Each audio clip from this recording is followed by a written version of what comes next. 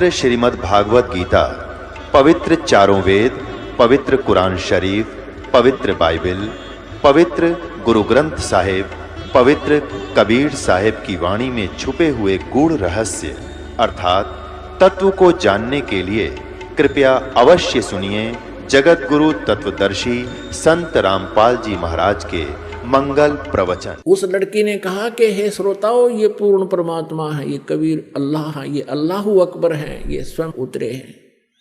अपने पिछले जन्म की कई कहानी सुनाई कि पहले जन्म में मैं एक राबिया नाम की लड़की थी, ये परमात्मा मुझे वहां भी मिले थे। 4 वर्ष मैंने इनकी भक्ति की थी, फिर वह साधना त्याग दी थी, लोक लाज में आ गई थी। उसके कारण मुझे फिर एक और मनुष्य जीवन मिला बंसुरी का, और तीसरा जन्म मुझे आज ये कमाली का मिला था। ये भी मेरा उस भक्ति के, उस 4 साल की भक्ति जो मैंने की थी, उसके कारण ये 2-1.5 मेरे अनमोल जन्म मुझे मिले थे। और अब मेरी कोई शेष जीवन नहीं था, ये पूर्ण परमात्मा आए हैं। मैंने भी गलती की थी लोगों, अब मैं बोलूंगी नहीं इस भगवान को। इन्होंने मेरी दिव्य दृष्टि खोल दी है और मुझे पिछला ज्ञान हो गया है। उसके बाद वो लड़की ने धिक्कार दिया शेख तकी को कि तू मनुष्य नहीं शैतान है, भगवान आए हैं तो ईर्षा कर रहा है। वो कहता है इसने मेरी लड़की को बहका लिया, जद्दू जंत्र कर दिया, इस पे कोई प्रेत छोड़ दिया, इसकी ओर ही बोल रही है। माना नहीं वो नालायक। लेकिन अन्य हजारों की संख्या में उपस्थित व्यक्तियों ने परमात्मा की जय जयकार की और नाम लिया, उपदेश लिया और शिष्य बन गए। अपनात्मा परमात्मा की परिभाषा को समझने के लिए बहुत से प्रमाण आपको देने पड़ेंगे और तभी हम भगवान को पहचान सकेंगे। जब तक हम भगवान को नहीं पहचानेंगे, परमेश्वर को, हम अपना कल्याण नहीं करवा पाएंगे, क्योंकि हमें कोई ना कोई भ्रमित कर ही देता है। काल का दूत कोई ना कोई ऐसी स्टोरी सुना देगा जिससे आपको विचलित कर देगा। लेकिन इन प्रमाणों से आप विचलित नहीं हो सकते। अब ये कमाल और कमाली बेटा और बेटी के रूप में परमात्मा के पास रहे। कबीर परमेश्वर का कोई पत्नी नहीं थी, उन्होंने कोई विवाह नहीं कराया था। 2 माता पिता थे, मुंह बोले उनका जन्म मां से नहीं हुआ था। कमल के फूल पर बनारस में लहर तारा नामक एक सरोवर के ऊपर विकसित कमल के फूल पर परमात्मा ने शिशु रूप धारण किया था। नीरू और नीमा नामक एक दुल्हा दंपति उसे उठा ले गए थे। जुल्हे का कार्य करने लगे, बड़े होकर के लीला में अपने जो प्रत्येक युग में करते हैं उनका विधान है, और जिसका वेदों में प्रमाण है कि परमात्मा ऐसा ही करता है, वो ऐसा ही किया करते हैं। तो उसके बाद अब कमाल जब 20-22 वर्ष का हो गया, कमाल के मन में इतना अभिमान हो गया कि मैं जो परमात्मा कबीर जी की सेवा करता हूं, ऐसी सेवा कोई नहीं कर सकता। ये पता चला कबीर परमेश्वर जी को। उनके सामने भी उसने 1-2 बार ऐसी ढींग आंख दी, जैसे कोई सेवा कर रहा था। कबीर जी ने उनको टोक दिया, बेटा ऐसा नहीं, तुम ठीक नहीं कर रहे हो, ऐसे करो। तो उठकर कमाल जाता था, उसको ठीक रहता था। तो 2-4 बार वो ऐसा होने से उसने ये मान लिया कि जो सेवा मैं गुरु जी के जो अनुसार कर सकता हूँ, जिससे ये प्रसन्न रहते हैं, कोई नहीं कर सकता। अब ये अभिमान जीव का शत्रु होता है। किसी को सेवा का अभिमान हो जाए, चाहे किसी को दान का हो जाए, और चाहे किसी को अन्य कोई और क्रियाओं से राजपद का हो जाए, तो ये अभिमान जीव का शत्रु होता है। और परमात्मा ने सोचा ये बालक बिगड़ेगा, इसके अभिमान का अंत करना चाहिए। जैसे अर्जुन को यह अभिमान हो गया था कि भगवान, जो मैं आपकी सेवा करता हूं, मैं आपका जो ऐसा शिष्य हूं, शायद ही पृथ्वी पर कोई नहीं होगा। तो श्री कृष्ण जी ने अर्जुन की फड़क निकालनी चाहिए थी, इसलिए मोरध्वज से ये प्रश्न किया था कि भाई तो अपने बेटे का मांस मेरे शेर ने खिला दे। अब जब उसने देखा था अर्जुन ने कि उत्तरे की, मैं तो पश्चिम भी को नहीं महापुरुषों का जिन्होंने परमात्मा के लिए पूरा परिवार ने छाव रहा है। सिकुड़ गया था अर्जुन वहां पर जब श्री कृष्ण ने कहा था बोल भगत तू क्या कह रहा था कि मेरे जितना कोई सेवादार नहीं। तब अर्जुन ने कहा भगवान मैं तो 5 संग भी कोई नहीं कहे। तो समझ गया अर्जुन के भगवान आपने ये सारी लीला मेरी फड़क निकालने के लिए की थी। वो भी इंसान होता जो मान ले समझ ले इस पॉइंट को। तो फिर क्या हुआ कि इस परमात्मा कबीर जी ने इस कमाल की फड़क निकालनी थी। बहुत बार संदेश भी किया बेटा सेवा तो सभी भक्त करते हैं, कुछ लोग दिखावा गणा कर देते हैं कुछ ना करते हैं। तो फिर भी वो कहता था नहीं जी मेरे जैसी सेवा आपकी इनसे बन नहीं पाएगी, मैं तो आपकी हर क्रिया से परिचित होगा। परमात्मा बोले भाई ठीक है। एक दिन भगवान कबीर परमेश्वर जी ने कहा कि अभी मैं भक्तों के या घरों पर चलेंगे कि दूर संभाल के आते हैं अपनी फसल को। कौन कौन चले? बाजीद जी और एक कमाल कहने लगा महाराज जी मैं तो आपके साथ अवश्य चलूंगा, आपकी सुविधाओं का सब ध्यान थोड़े रख सकते हैं। परमात्मा कबीर परमेश्वर जी बोले ठीक है बेटा चलो।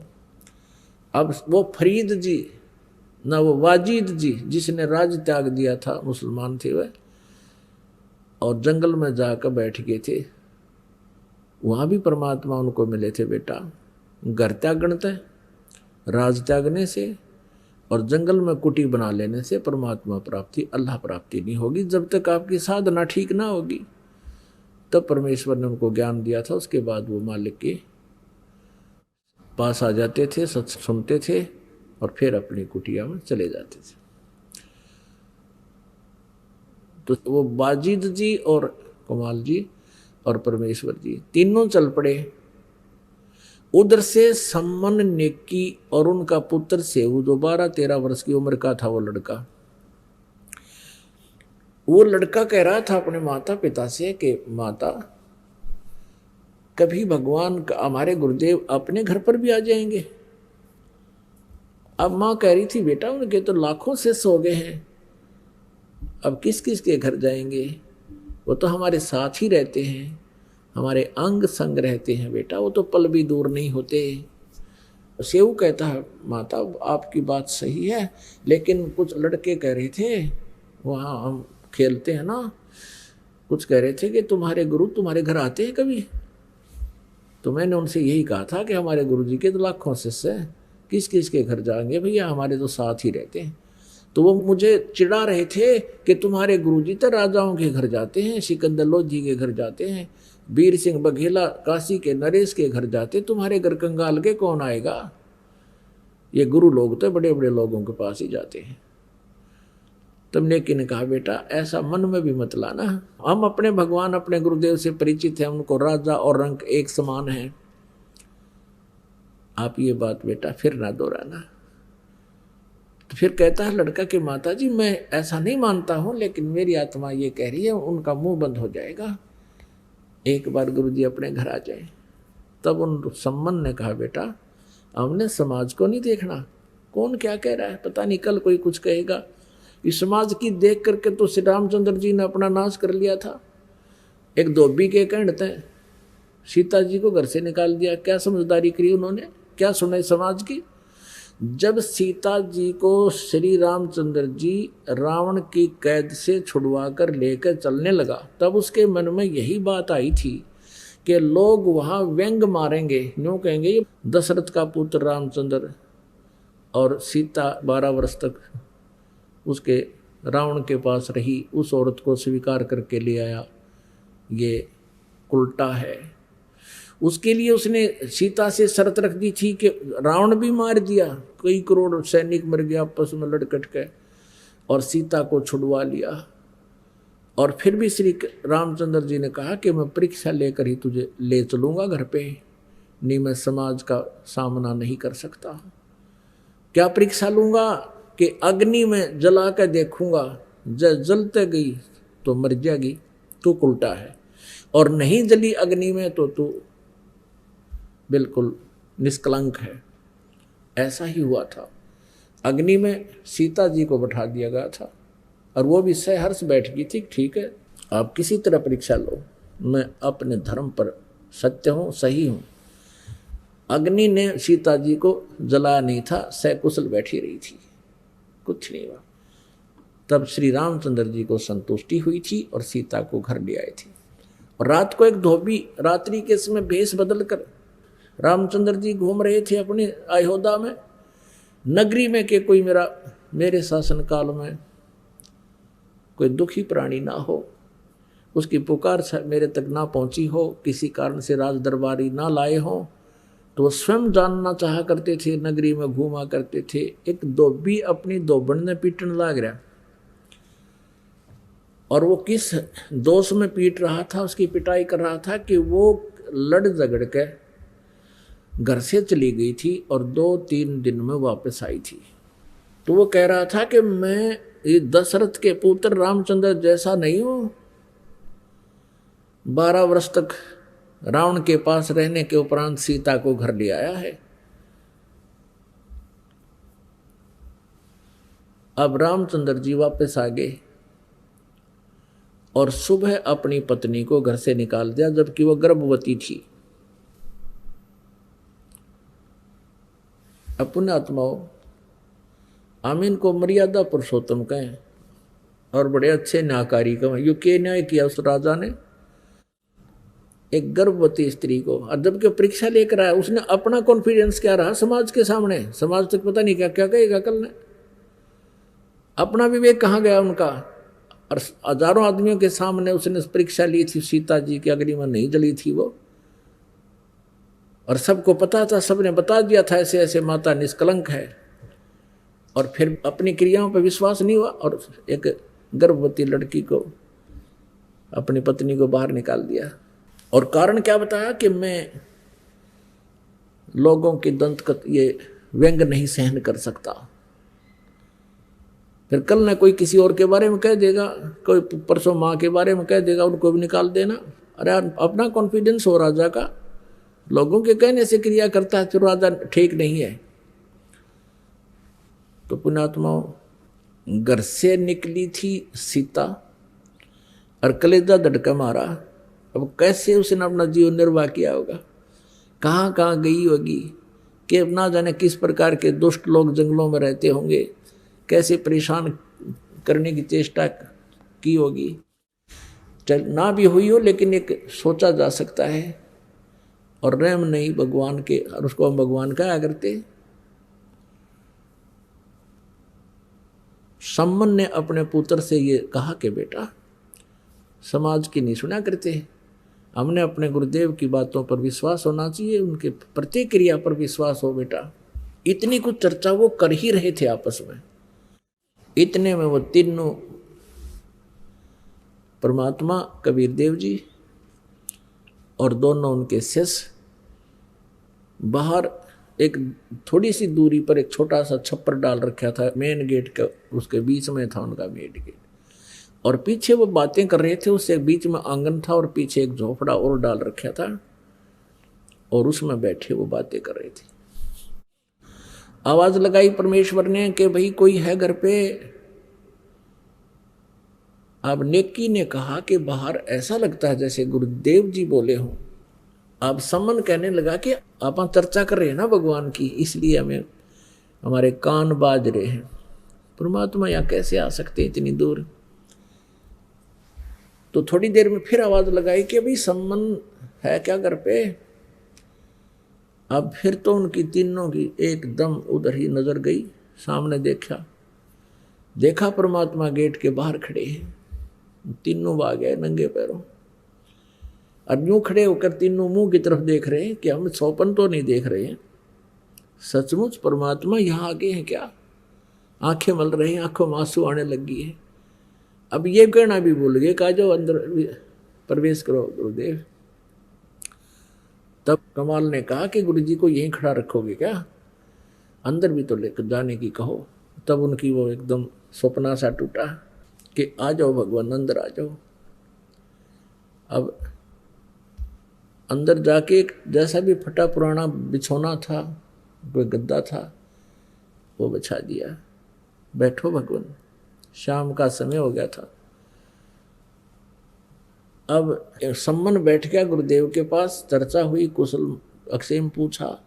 हे भगवान बड़ी दया करी, हे मेरे दाता, हम तो अभी आपकी चर्चा कर रहे थे, आपका बच्चा ये सेव कह रहा था, आप तो अंतर्यामी हो, आपने इस बच्चे की पुकार सुन ली। आज ही अभी चर्चा कर रहे थे, हमारे गुरुदेव जी हमारे घर भी कभी आ सकते हैं। हम इनको समझा रहे थे, आप तो अंतर्यामी हैं, हे मालिक, आप तो सब जानते हो, आप जैसे सुन ही रहे थे हमारी, आपने तुरंत हमारी आशा इच्छा की पूर्ति कर दी। ऐसी चर्चाएं कर रहा था। कुछ देर के बाद कहा, भगवान भोजन का सुनाओ, भोजन की कहो बात। तब कबीर परमेश्वर ने कहा, बेटा पैदल चल कर आए हैं, भूख लगी हम सबको, भोजन तैयार करो।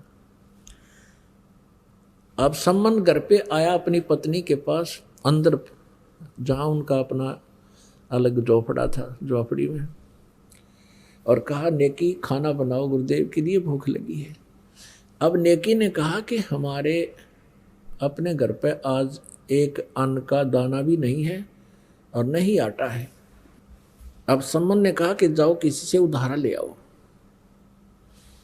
नेकी कहती है, मैं कई घरों में गई थी और उनसे मैंने प्रार्थना की है कि आज हमें आटा उधारा दे दो, लेकिन कोई नहीं दे रहा है। मैंने उनसे बता दिया हमारे गुरुजी आए हैं और हमने भोजन बनाना है, आटा दे दो, उधारा दे दो। अब सभी क्या कह रहे हैं, व्यंग कर रहे हैं उनके साथ मजाक कर रहे हैं, तान्ने मारे हैं कि तुम्हारे तो भगवान है ना, तुम्हारे गुरुजी, उन्होंने तो सिकंदर लोधी का रोग ठीक कर दिया, उन्होंने तो कमाल को जीवित कर दिया, कमाली को जीवित कर दिया हैं, और रामानंद जी को जीवित कर दिया। तो क्या तुम्हारे घर पर वो आटा नहीं पैदा कर सकते? यानी ये जानकर और करड़े हो गए, किसी ने आटा नहीं डाला। हालांकि पहले मना नहीं करते थे, आपस में लेन देन हो जाता है। उस दिन तो उधारा भी नहीं दिया। अब सम्मन से नेकी ने कहा कि कोई भी उधारा नहीं दे रहा है।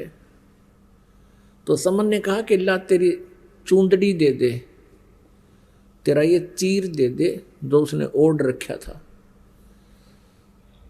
इसको गिरवी रख कर आटा ले आऊंगा। नेकी ने कहा कि ये फटा हुआ है 2-3 जगह से, मैं ये भी लेकर गई थी किसी के पास कि मेरा चीर गिरवी रख लो और 3 सेर आटा दे दो।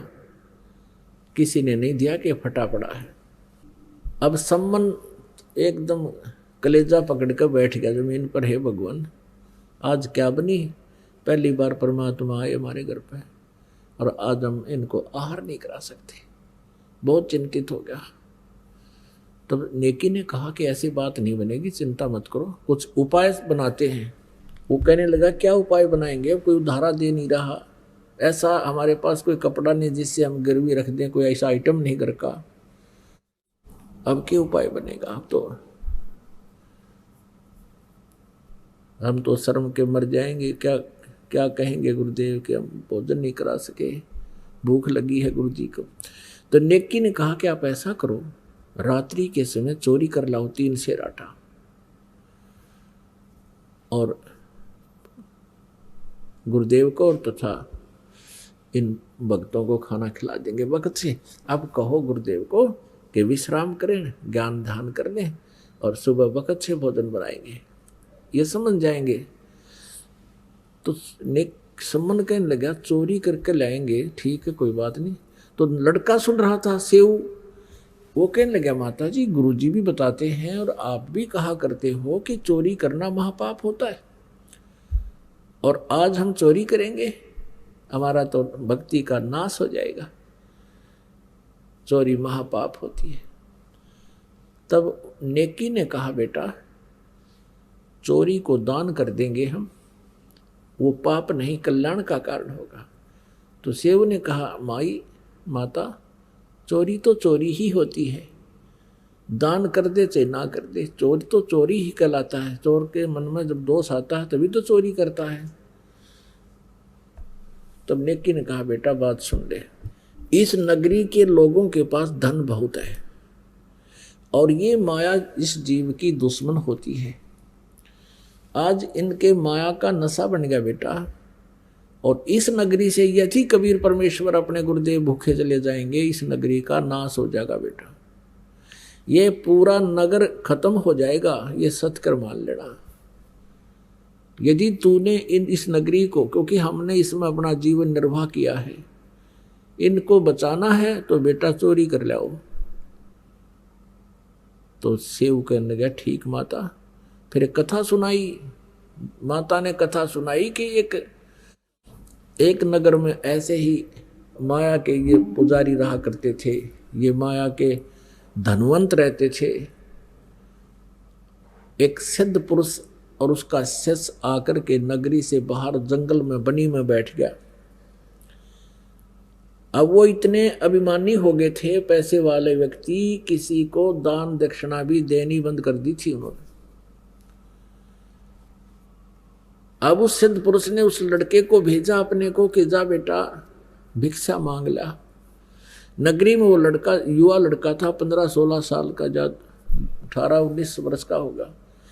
अपनी झोली लेकर के पहुंचा। नगर के तकरीबन सभी घरों में उसने अलख जगाई, आटा दो माई, आटा दो माई।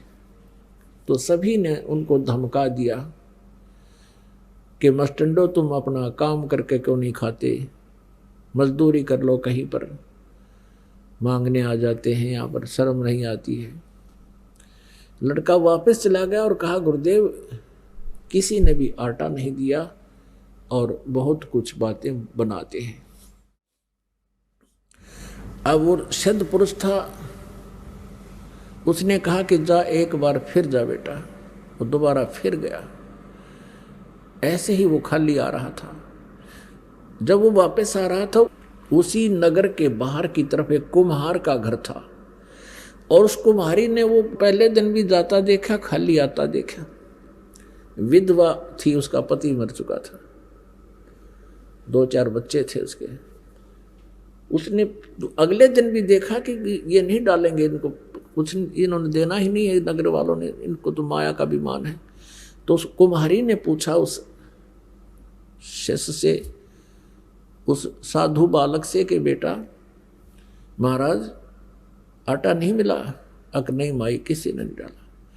तो उसने कहा भाई देख, कल भी देख, तेरे को देखा मैंने, और बेटा मुझे अपने पुत्रों की तरह तेरे में ममता बन गई है कि मेरा बेटा अगर ऐसे भूखा रह जाए 2 दिन से, क्या बीतेगी उसके ऊपर।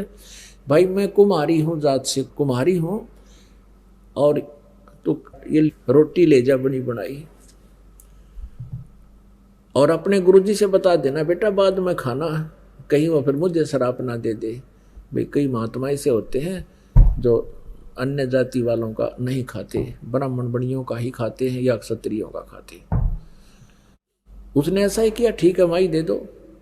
अब उसने जाते अपने गुरुदेव से कहा कि गुरुदेव पूरी नगरी में घूमा, किसी ने आटा नहीं दिया, उल्ट सुल्ट बातें बना रहे हैं, बहुत भली बुरी कह रहे हैं आपके बारे में, मेरे बारे में। और बाहर की तरफ एक कुम्हारी का घर था, उसने सारी कहानी बताई। उसकी आंखों में आंसू आ गए गुरुदेव, और वो कह रही थी बेटा अपने गुरुदेव को बता के फिर ये रोटी खाना। ये रोटी उसने दी है 2 व्यक्तियों की। तब उसने कहा संत ने कि बेटा तू रोटी खा ले, भूख लाग रही थी, बच्चे ने भोजन खा लिया। और बेटा अब न्यू कर रखते, मैं भी खा लूंगा बाद में। और अब तू वापस जा, उस माई ने कह दे कि सूर्य अस्त होने से पहले पहले इस नगरी ने त्याग दे, और जहां भी तू पहुंच जाएगी सूर्यास्त से पहले पहले वहीं रुक जाना, तेरा वहीं बस जाएगी तो तेरा पूरा वंश चलेगा वहां पे। और उसको बता देना किसी से कहे नहीं ये बात जो हम बताने जा रहे हैं। रात्रि के समय ये नगर नहीं रहेगा, ये सारा खत्म होगा। अब लड़का वापस आया, उसने सोचा माई तो नौकूंगा तो घर छोड़ दे, तो यह भी नो सोचेगी अच्छी आपत मोल ली रोटी खुआ कर मेरा घर छूट गया।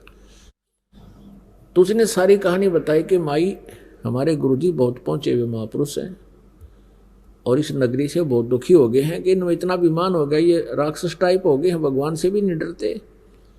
और अतिथि को तो वैसे भी आहार करा दिया करते हैं, और ये इतनी बकवास कर रहे हैं। आज ये नगर माई रात ने खत्म हो जाएगा, और अब दिन के 12 बजे हैं। तू निकल जा फटाफट, अपने सारे सामान को लेकर चली जा, जहाँ सूर्य अस्त हो जाए, दिन छिप जाए, तो वहीं रुक जाइए, तू वहीं बस जाएगी। आशीर्वाद है गुरु जी का। अब उस समय उसको पता होता था कि सचमुच साधु ने जो वचन काट दिया वो टला नहीं का। उसने तो उसी समय अपने बच्चों के साथ अपने गद्या पर सामान लाद दिया और चल पड़ी। सूर्यास्त जहाँ हुआ वहाँ रुकेगी। तो रात्रि के समय वो पूरा नगर उस संत ने नष्ट कर दिया कि इसे राक्षसों को तो एक के दिन खत्म कर दिया जाए तो अच्छा है। तो पूरा नगर खत्म हो गया। कहते वहाँ से फिर वो माई दूर जाकर बस की। फिर वहाँ लोग इकट्ठे हो गए, भी कैसे का उन्होंने सारी कहानी बता दी कैसे से। तो वहाँ लोगों ने इकट्ठा होकर उसको ज़मीन भी दे दी, उसके निर्वाह के लिए पैसे भी दे दिए, उस माई के ठाठम ठाठ कर दिए और उनका नाश कर दिया। तो धर्म तो दसके नहीं, दसके तीनों लोग, खैर आए तुम्हें खैर है कीजिए आत्म भोग। अब यह कथा सुनाई उस नेकी ने अपने पुत्र से उतर कि बेटा इस नगरी का न्यू नाश हो जाएगा, इसको बचाना है और परमात्मा को इन्हीं का अन्न खवाना पड़ेगा, नहीं तो बात बिगड़ गई कति। ये तो अभिमानी हो रहे हैं, आसमान में चढ़ रहे हैं आजकल, 7वें आसमान पर घूम रहे हैं इनके दिमाग, और माया जीव का नाश होती है बेटा। तो छेव ने कहा माता फिर हम चोरी करेंगे। रात ने पिता पुत्र दोनों चोरी करने चल पड़े। एक सेठ की दुकान में, घर में सुराख बना लिया, और सम्मन ने कहा बेटा तू बाहर रहना शेव से, और मैं अंदर से कुछ आटा चुरा के लाऊंगा, केवल 3 सेर, ज्यादा नहीं चुराएंगे, कुछ भी नहीं लेंगे। और अब सेव ने कहा पिताजी आप इस लाला जी की पहुंच यहाँ के राजा तक है, और आप पकड़े गए तो पिताजी आपको सूली तोड़ देंगे ये लोग, और मैं बालक हूं, मैं पकड़ा भी गया तो मुझे बख्श देंगे। तब उस सम्मन ने कहा नहीं बेटा, अगर तेरे को फांसी दे दिया तो हम किस कारण जिएंगे। तब सेव नहीं माना कि नहीं पिताजी मैं बालक हूं, मुझे मेरी क्षमा हो सकती है। ऐसे कहते कहते उस सुराख के अंदर से, सेंध के अंदर से, पाड़ ला रखी थी न समझ लो, उसके अंदर से सेव घुस गया पणिया की दुकान में। सम्मन ने कहा बेटा 3 सेर से ज्यादा नहीं लाना, अंदाजा सा 3 सेर ले आना, 3 किलो। अब सेव ने अंधेरे में आटा ढूंढा, अंदाजा सा अपना डाल के 3 बुक और चालन की तैयारी करी। इतने में खुड़का हो गया, आवाज होगी जोर की, एक तराजू पर पैर टिक गया। वो एकदम बहुत जोर का आवाज हुई तो बनिया वहीं सो रहा था, वो जाग गया लाला जी, और पकड़ के उसको पहले दीपक जलाया, फिर पहचान लिया, अच्छा तू तो सम्मन का है, सम्मन का। अरे भगतो चोरी करने लग गए, पकड़ लिया। तो सेव कहने लगा लाला जी शोर ना करे, 3 सेर आटा लिया है, हमारे घर गुरु जी आ रहे हैं, उनके लिए भोजन करवाना था। तो लाला जी कहने लगे अच्छा अच्छा, अरे चोरी तो वो करवा रहा तुम्हारा गुरु, वो चोरी करवाने आता है यहाँ पर, ठीक है आज राजा से पेश होकर कहेंगे ये आता है कि चोरी कराता है, ये तो अच्छे आदमी थे, चोरी करते ही नहीं थे। अब सम्मन भी सुना इस आवाज ने, सेव भी सुन गया। उन्होंने सोचा भाई जुल्म हो गया, गुरुदेव को आहार तक करा नहीं सके, अब ये सुबह गुरुदेव की बेइज्जती करेंगे ये लोग, राजा के पास पेश करेंगे और ना जाने के सजा दिवाएंगे। जब लाला जी ने उसको पकड़ना चाहा सेव को, उसने कपड़े में बांध रखा था और 3 सेर आटा उस सुराख में से बाहर फेंक दिया और कहा पिताजी मैं तो पकड़ लिया लाला जी ने, और आप ले जाओ इसको, गुरुदेव को भोजन करा के शीघ्र रवाना कर देना। अब सम्मन लेकर के उस आटे को घर पे आ गया। नेकी ने पूछा पुत्र कहाँ है? सारी कहानी बताई कि लाला जी ने पकड़ लिया और हो सकता है कल वो गुरुदेव को भी पकड़ के राजा के पास पेश करेंगे। और कह रहा था वो लाला जी कि चोरी तो इनके गुरु कराते हैं, ये तो ठीक आदमी थे, कभी चोरी करते नहीं थे, अपना मेहनत करके खाते थे, और कल राजा के पास जाकर के उसको इनके गुरु को सबक सिखाएंगे। नेकी कहने लगी तुम वापस जाओ और लड़के का सिर काट लिया, किसी तरह बका बकू का एक बाहर गर्दन निकाल ले, और चाहे इतने अंदर घुस के काटना पड़ो, उस बच्चे का सिर काट लिया, नहीं तो बात बिगड़ जाएगी। कल बच्चे को पहचान लेंगे और सारी बात बिगड़ेगी। अब सम्मन लेकर हाथ में करद इतनी लंबा चक्कू और पहुंच गया। उधर से शिव के मन में भी यही प्रेरणा थी, है भगवान मेरा पिताजी मेरा सिर काट ले जा किसी तरह। और लाला जी फिर डर जाएगा, कहीं जिक्र नहीं करेगा, कहीं नहीं बताएगा। अब सम्मन जब आया, सम्मन ने कहा कि बेटा सेऊ, दो बात जरूरी करनी है, एक आवश्यक बातें करनी है। एक बार तू सिर निकाल ले इस सुराख से बाहर, फिर तो हम नहीं मिल पाएंगे बेटा, तुझे पकड़ा देंगे ये पुलिस को, फिर पिता पुत्र को मिलने नहीं देंगे ये लोग। दो बात तेरे कान में बताऊंगा।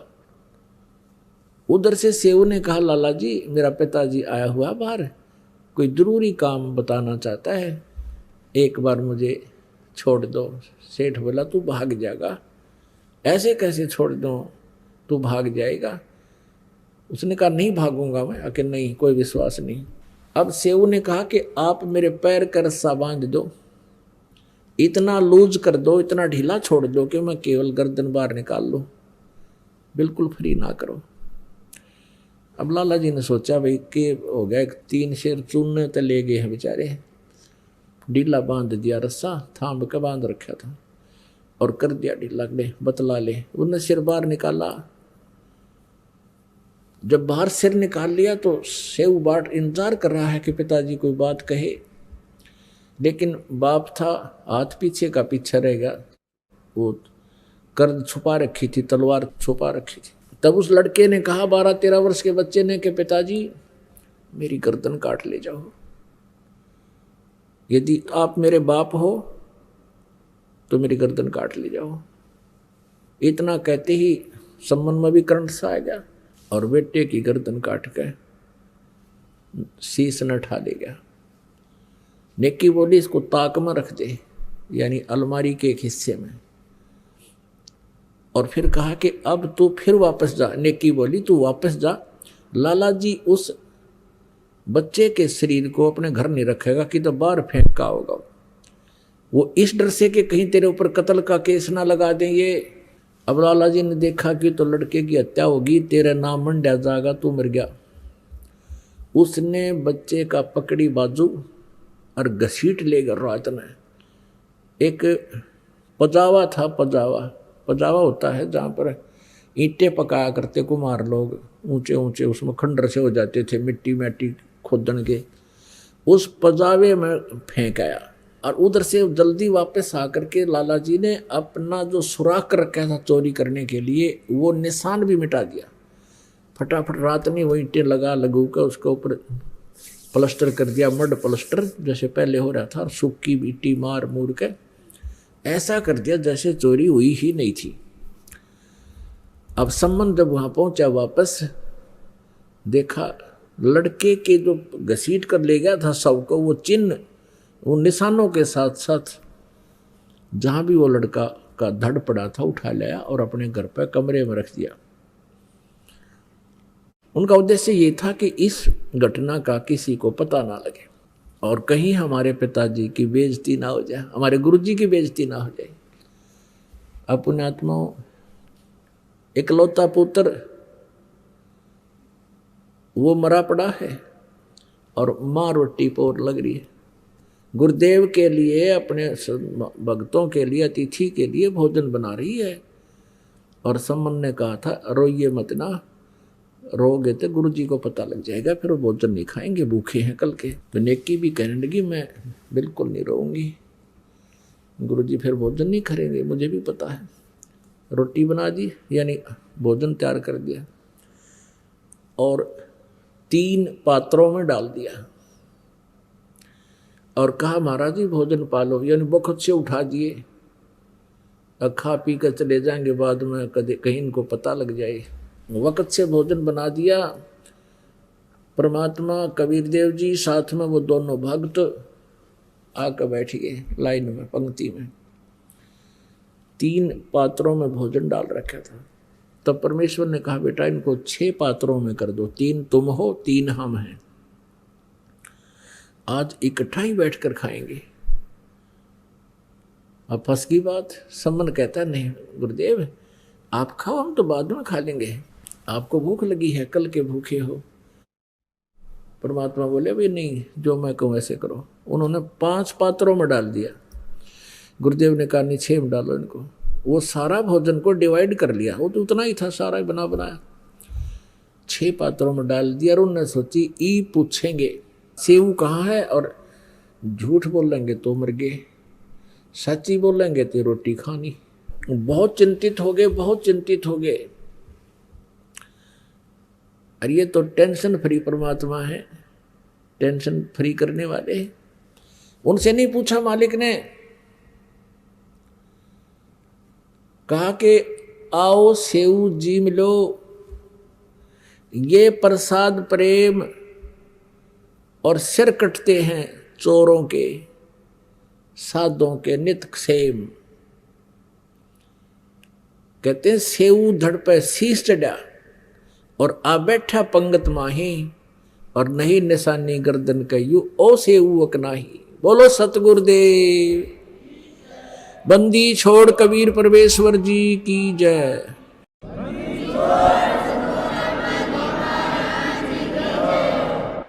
और माता पिता ऐसे देख रहे हैं, निशान ढूंढ रहे हैं बच्चे गए।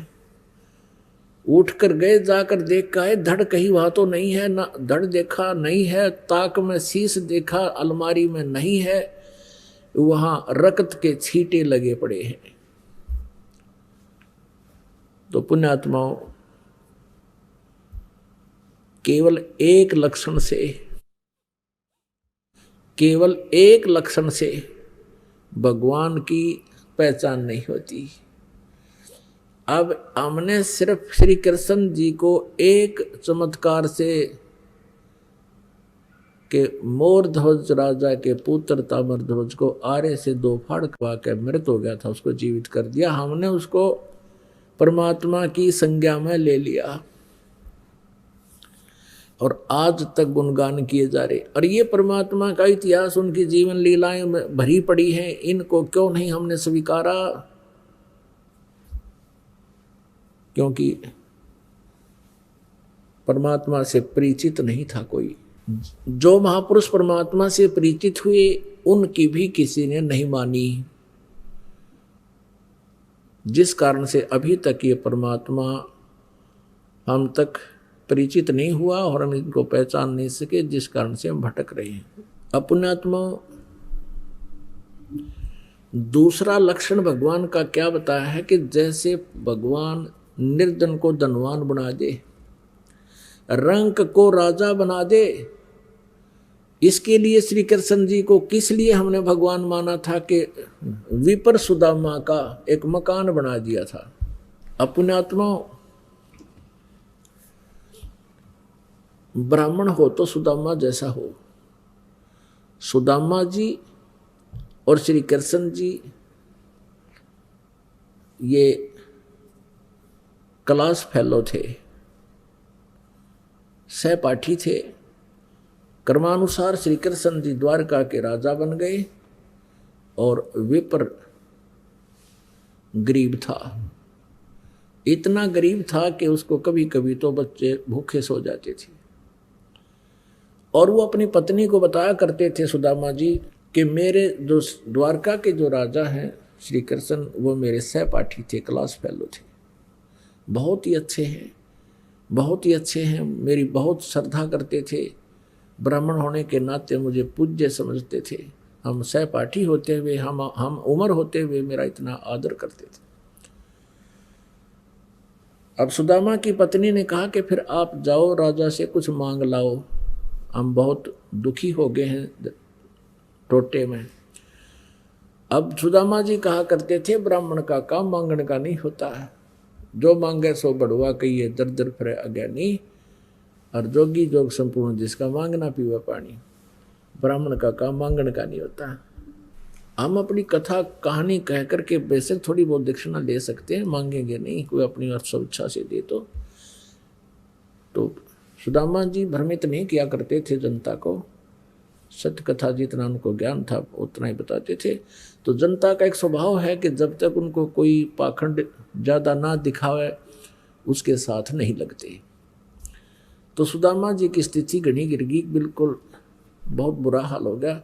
पत्नी के बहुत बार कहने के उपरांत सुदामा जी ने सोचा, या रोज लड़े हैं, चल आज एक चक्कर लगा आता हूँ। उधर से पहले जैसे अपन जाते हैं, कोई तो फल ले जाता है, कोई मिठाई ले जाता है, ये पहले से ऐसी थी कुछ रास्ते में, और कुछ वहाँ आदर सत्कार के लिए जिस मेहमान के जिसके भी जाते थे रिश्तेदार के, लेके जा करते कुछ खाद्य पदार्थ। अब गरीब ब्राह्मण के घर पर कुछ नहीं था, उसकी पत्नी ने थोड़े से चावल भून के बांध दिए, अगले ये सत्कार के लिए ले जाओ राजा के घर, श्री कृष्ण के घर। अब आप जी ने सुदामा जी की कथा तो बहुत बार सुनी है।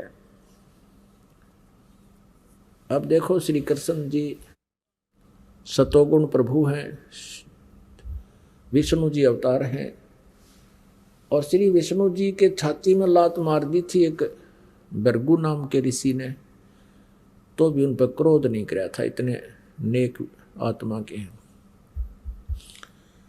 अब सुदामा जी के फटे पुराने कपड़े, द्वार पे जाके खड़ा हो गया, महल के राज दरबार के द्वार पे। उनको कहा कि जाओ भाई कहो श्री कृष्ण जी के आपका मित्र सुदामा आया है। श्री कृष्ण जी को पता चला, तभी नंगे पैरों भागा आया, अपने सहपाठी को लेकर साथ गया अंदर महल में। अब पुण्यात्माओं, श्री कृष्ण जी ने पूछा कि और मित्र सुना, बच्चे परिवार कैसा है? तो सुदामा जी ने कहा, भगवान आपकी रजा से सकुशल है, किसी चीज का कोई अभाव नहीं है, आपका पंजा तो हमारे सिर पर है। अपने आत्माओं, ये भी ब्राह्मण है, श्री सुदामा जी ब्राह्मण हैं, उनका मुंह नहीं फटा कि तू कुछ पैसे दे दे, कुछ धन दे दे मेरे को। कहा कि आपकी दया से ठीक है, सब मौज हो रही है, कोई अभाव नहीं किसी वस्तु का। अब श्री कृष्ण जी को पता लग गया, उसकी सतीथि को देखकर फटे पुराने कपड़े, रातों रात वहां पर बेच दिया विश्वकर्मा और वो कारीगर सारे। सुदामा जी का एक सुंदर मकान महल बना दिया द्राविड़ देश में, और उधर से 1 हफ्ता 10 दिन सुदामा जी को अपने पास रख लिया, घर जाने दिया नहीं। अब हफ्ते 10 दिन के बाद या जो भी समय था उसके बाद सुदामा जी चलने लगे कि मुझे अब आज्ञा दो, बच्चों को संभालूं जाके। श्री कृष्ण जी ने उनको एक सुंदर कपड़े पहना दिए, बहुत बढ़िया मलमल के, और वो पहनकर चल पड़े। अब देखो वो क्या सोच रहे हैं सुदामा जी रास्ते में कि भाई देखे मित्र, मेरे से न्यों पूछा है, मेरे से न्यों पूछा है, और तो कुशल है, क्या उसकी आंख फूट गई थी मेरी की सतीथी थी? क्या श्री कृष्ण को पता नहीं चला कि मैं कितना कंगाल हूँ हैं? और मेरे तो पूछा है, मेरे से कवाना चाह है। देख लिए मित्र भी, इतने मन में दोष आ गया उनके, उस दोष का भी उनको फल भोगना पड़ा। बिल्लों ने सोचा, जंगली लोगों ने सोचा कि कोई सेठ आ रहा है, इतने गजब के कीमती कपड़े पहन रहा और अवश्य पैसे पाओगे। उन्होंने देखी उसकी जेब डटोली, कुछ भी को रहा, वो कपड़े काट दिए सारे, वह धोती भी खोल ली, वो कपड़ा भी उतार दिया, वो नकी मतलब था नंगा हो गया कति। अब उसको इतना ताबास हो गया कि भगवान के बारे में मैंने गलत बोल दिया, सजा मुझे इसलिए मिली है।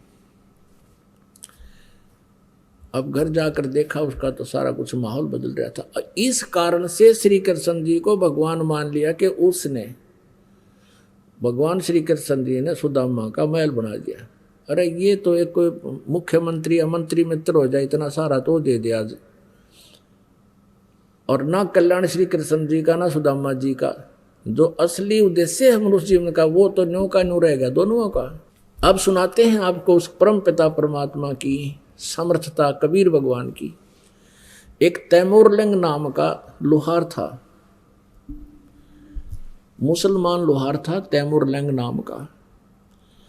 इतना गरीब था वो, अन्य साहूकार सेठ पैसे वाले व्यक्तियों की भेड़ बकरियां चराया करता था, और वो उनको वर्ष में 6 महीने में कुछ कणक दे देते थे। पहले ऐसा ही होता था, कपड़े दे देते कुछ, या गेहूं आटा बाजरा जो भी वो दे देते थे। और केवल वो 2 माँ बेटा थे,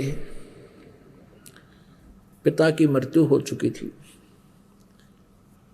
उधर से वो, उससे भी गुजारा नहीं होता था उनका, तो एक लोहार के अहरण पे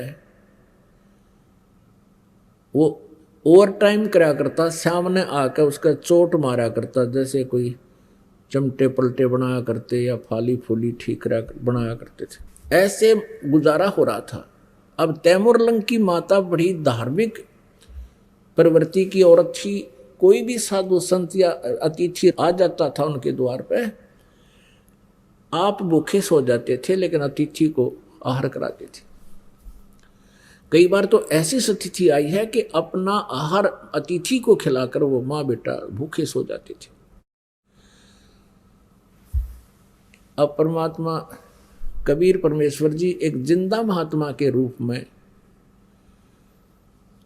आए, और तैमूरलंग बकरियां चरा रहा था, भेड़ बकरियां चरा रहा था साहूकारों की, और वो बकरियां आसपास चल रही थी। वो बैठा था वृक्ष के नीचे, भोजन खा लिया था उसने। तब परमेश्वर आए, सलाम वालेकुम कहा। अब तैमूरलंग ने उसका प्रति उत्तर दिया और कहा, भगवान अतिथि को, क्योंकि स्वभाव था उनका माँ बेटियां का, अतिथि को भोजन की अवश्य पूछते थे राह चलते को। तो परमेश्वर से कहा उसने, तैमूरलंग ने, कि बाबा भोजन पाओगे? परमेश्वर ने कहा, बेटा भूख लगी है।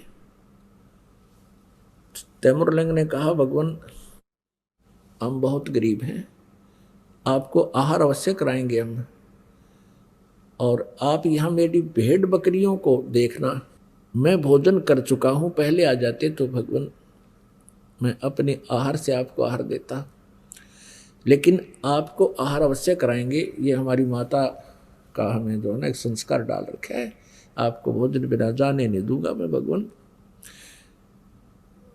और आप एक ध्यान रखना, कोई भेड़ बकरी गुम ना हो जाए, हम बहुत गरीब हैं, एक भी बकरी अगर गुम होगी तो हमसे उसके पैसा नहीं दिया जाएगा, आप ध्यान रखना। परमात्मा बोले, जाओ बेटा मैं खूब संभाल के रखूँगा। नगरी से बाहर खेतों में बकरियां जंगल में बैठी थी, चल रही थी। भगवान वहाँ रखवाले हो गए, पाली खड़े हो गए। तैमूरलंग घर पे आया और कहा, माता एक साधु भूखा है, भोजन बनाओ। माँ ने उसी समय जितना भी घर पे आटा था सारे का भोजन बनाया। एक रोटी का ही आटा था, वही लेकर चल पड़े। शाम को भी नहीं था उनके पास। और माँ ने कहा, बेटा मैं दर्शन भी कराऊंगी और साथ चलूंगी। लोटा पानी का ले लिया जल का और रोटी लेकर चल पड़े। अब वो आई, आके कहा, महाराज भोजन खा लो। रोटी रख दी। अब परमात्मा खाना खाने लगे। माई ने कम से कम 4-5 बार प्रार्थना करी, भगवान हम गरीब बहुत हैं। उनको पता होता था कि साधु संत फकीर होते हैं, आशीर्वाद दे दें तो मालो माल हो जाया करते हैं, और ये भी मानते हैं कि ना जाने परमात्मा किस वेश में आ जावे, ये आम कहावत थी। तो माई ने बार बार कहा, परमात्मा ने एक रोटी खा ली, लोटा पानी का पी लिया। तब क्या किया, खड़े होकर के एक बकरी बंधन की बेल पड़ी थी चैन, वह अच्छी लंबी होती है, उसको ऐसे 3-4 बार इकट्ठा करके इतनी कर लिया जैसे मोड़ माड़ के। उस तैमूर लंग के कमर में मारी 1 2 3 7 मारी उसके कमर में, और फिर लात मारी, मुक्के मारे। अब माई ने सोचा यो बाबा जी चंगर गया, तूने कई बार इसको टोक दिया ना, हमें धन दे दे धन दे दे, हम गरीब हैं। ये मेरे से जो है ना नाराज हो गया और मेरे बेटे को पीट डाला। तो कहा महाराज जी मेरे बच्चे से क्या गलती होगी, इसको किस लिए पीट रहे हो? तो परमात्मा ने कहा कि माई जो पहले मैंने 7 ये सांगल मारी है ना, बेल मारी है, यो तेरे बेटे को 7 पीढ़ी का राज दे दिया, तेरे वंश को 7 पीढ़ी का राज बख्श दिया मैंने, और 7 पीढ़ी के राज के बाद फिर तुम्हारा राज्य जो है छोटे छोटे टुकड़ों में बट जाएगा, इसलिए लात और मुक्के मारे हैं।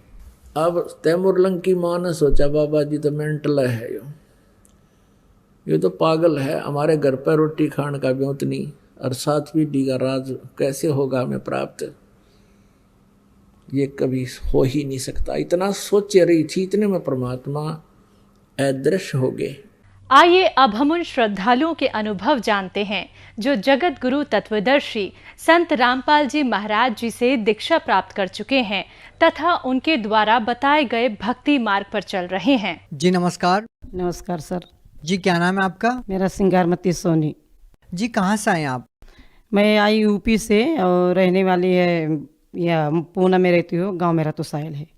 संत रामपाल जी महाराज जी की शरण में आने से पहले आप क्या भक्ति साधना करते थे? भक्ति साधना मैं यही करती थी, ये जो पूजा पाठ चलता है अपना हिंदू धर्म में वही करती थी, उपवास पूजा नवरातन यही सब करती थी मैं। तो आप संत रामपाल जी महाराज जी की शरण में क्यों गए? संत रामपाल जी महाराज के शरण में इसके लिए आई कि हमारे ऊपर बहुत कष्ट था, सुख नहीं था, दुख रहता था। इतना पूजा पाठ करते हुए साधना करते हुए मेरे को कष्ट था, दुख रहता था। इसके लिए मेरे को ज्ञान गंगा पुस्तक मिला मेरे गांव में, लेके आई इधर महाराष्ट्र में, पढ़ने लगी, साधना चैनल पे देखने लगी तो मेरे को ज्ञान हुआ कि यही भक्ति अच्छा है, यही परमानंद वो है भक्ति है, तो यही करना चाहिए। पहले जो आप पारंपरिक पूजा कर रहे थे क्या वो प्रमाणित नहीं थी? नहीं थी, वो जो प्रमाणित रहता था तो मेरे को क्यों कष्ट आता था। इसके लिए मैं सब जब मेरे को ज्ञान हो गया कि सबसे मालिक यही है, तो इसके लिए मैं वो साधना चालू कर दी, देखने लगी साधना चैनल पे। आपने संत रामपाल जी महाराज जी से नाम दीक्षा कब ली? मैं संत रामपाल जी महाराज से नाम दीक्षा ली 2017 में 18 मई को। तो एक बात बताइए, क्या संत रामपाल जी महाराज से नाम दीक्षा लेने के बाद आपको कोई लाभ मिला? हाँ सर जी, बहुत लाभ हुआ। मेरे भगत जी के पैर में कैंसर हो गया था, वो डॉक्टर बोल दिया था कि वो ऑपरेशन करवाना पड़ेगा, 40,000 रुपया लगेगा, वो भी गारंटी नहीं है। फिर बोल दिया नहीं ठीक होएगा तो पैर कटाना पड़ेगा। तो हमारे बाजू में ऐसे हुआ था, उनको कैंसर हो गया था, वो पैर कटाए, दूसरे पैर में हो गया, वो भी पैर कटाए, वो मर गए। तो हमारे टेंशन हुआ। तो संत रामपाल जी महाराज से मैं अर्जी लगाई कि मालिक जो ये भगत जी का पैर काटाना पड़ेगा तो फिर मेरा रोजगारी सब सुख शांति कैसे मिलेगा, कौन जी आएगा, हमारे 4 बच्चे हैं। तो प्रार्थना लगाई तो मालिक संत रामपाल जी महाराज ने बोले कि बेटा भक्ति करो, कबीर साहेब दया करेंगे, और ना ऑपरेशन करवाना पड़ेगा ना पैर कटाना पड़ेगा, ठीक हो जाएंगे। तो क्या संत रामपाल जी महाराज जी से आपको वो लाभ मिला? हाँ, तो ठीक हुए। जो बोला डॉक्टर कि 1 महीना लगेगा उनको, तो परमात्मा संत रामपाल जी महाराज ऐसे दया बख्शे कि 8 दिन में वो ठीक हो गए, 4-5 हज़ार रुपया में ठीक हो गए हमारे आदमी। आई मेरे 8 साल की लड़की है, उनको बार बार सर्दी खांसी यही होता था, तो डॉक्टर के पास चक्कर काटती थी। जब संत रामपाल जी महाराज के शरण में आई, वो डॉक्टर बोल दिया था कि होल हो गया, वो सोनोग्राफी कराई। तो संत रामपाल जी महाराज के शरण में जब ही आई तो वो होल भी ठीक हो गया। हमारी लड़की अब सोचते हैं ठीक है। और एक मेरा लाभ हुआ कि मेरा आधा शरीर पूरा सुन्न हो गया था, काम नहीं करता था। बहुत दिखाने सुनाना, साधु संत के पास जाती थी और ये डॉक्टर के पास जाती थी, तो वो भी बोल दिया कि बहुत पैसा लगेगा, तभी हो सकता है ठीक, गारंटी नहीं है। तो जब संत रामपाल जी महाराज के शरण में आई तो मेरा शून्य भी आधा शरीर रहता था, वो भी ठीक हो गया। हमारे लड़का है ये बड़ा वाला 18-19 साल का, उसको छाती में ऐसे बहुत दर्द रहता था, कभी कभी इतना दर्द होता जाता कि वो बेहोश हो जाता था। दवा कराती थी, नहीं ठीक होता था। वो भी संत रामपाल जी महाराज के शरण में आया, तभी वो भी ठीक हो गया। हमारी बड़ी वाली लड़की है, वो 15-16 साल की है। वो भी बचपन का ऐसा उसका था कि जब बोलती थी तो उसको ऐसे जबान बाज बाज के निकलता था, साफ नहीं आवाज़ आता था। वो भी संत रामपाल जी महाराज के शरण में आई, तभी से वो भी ठीक हो गई। यही सब परमात्मा ने बंदी छोड़ने मेरे ऊपर दया किए। फिर हमारे एक ही आदमी कमाने वाला, 4-5 बच्चे खाने वाले, कैसे गुजारा निकलेगा। मैं कर्जा हो गई थी, कर्जा नहीं निकाल सकती थी। सब लोग बोलते थे कि मेरा कर्जा दो, मेरे मजबूरी था। तो जब से संत रामपाल जी महाराज के शरण में आई, तभी से हमारे माने आदमी को काम चलने लगा, ठीक ठाक से चलने लगा, कर्जा भी मुक्त हो गई, सुख शांति हो गई। हमारे बच्चे भी ठीक ठाक से रहते हैं। आज घड़ी हमारे बच्चा बड़ा वाला ये फर्नीचर का काम करता है, 18-20 हज़ार उसको माने पगार है। छोटा वाला भी काम करता है। भगत जी का भी मालिक दिए अच्छे रोजी से, सुख शांति बहुत मिलता है। बहुत छोटा मोटा लाभ तो रोजी होता है, लेकिन परमात्मा ने, संत रामपाल जी महाराज ने बहुत लाभ मेरे को दिया। मेरे आदमी को ये दारू पीते थे, ये गुटखा खाते थे, ये तंबाकू खाते थे, कभी कभी दारू पी के आते थे तो मेरे से झगड़ा करते थे कि तुम, मुझे बोलती थी तो बोलते थे मैं घर छोड़ के चला जाऊंगी, तुम कमा खा कैसे भी रहो, जब मैं अब ये शहर में कैसे बच्चे जियाएंगे। मारे डर के उससे नहीं बोलती थी कि जाने दो, पीते हैं। बाकी जब संत रामपाल जी महाराज के शरण में आए, आज वो दारू शराब गुटखा मांस क्या, जो हमारे बाजू में कोई आता है तो मैं दूर हो जाती। ऐसा मेरे को बहुत नफरत हो गया संत रामपाल जी महाराज के शरण में आए से।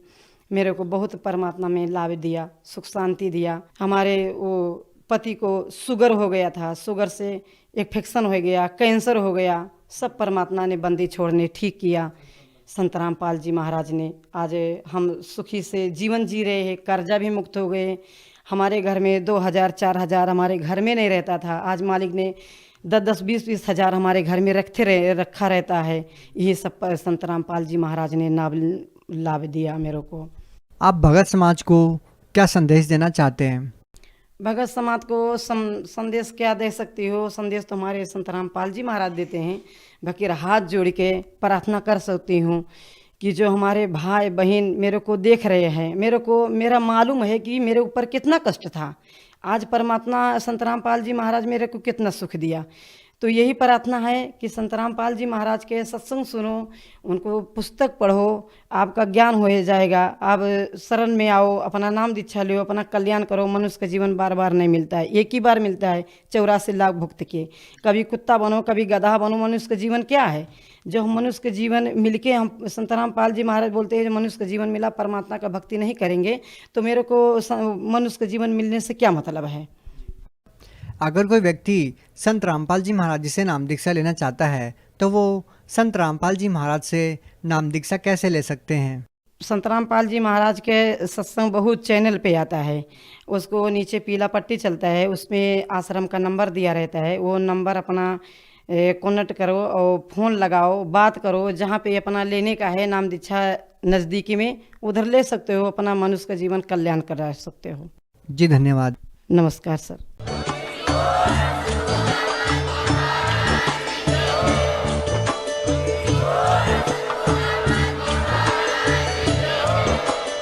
आप सुन रहे थे जगत गुरु तत्वदर्शी संत रामपाल जी महाराज जी के मंगल प्रवचन। अधिक जानकारी के लिए विजिट कीजिए हमारी वेबसाइट www.jagatgururampalji.org। संत रामपाल जी महाराज जी के शुभ आशीर्वाद से पूरे विश्व भर में 500 से भी ज्यादा नाम दीक्षा केंद्र हैं, जिन पर संत रामपाल जी महाराज जी द्वारा ऑनलाइन निशुल्क नाम दीक्षा दी जा रही है। अपने नजदीकी नाम दीक्षा केंद्र का पता करने के लिए संपर्क करें 8222880541।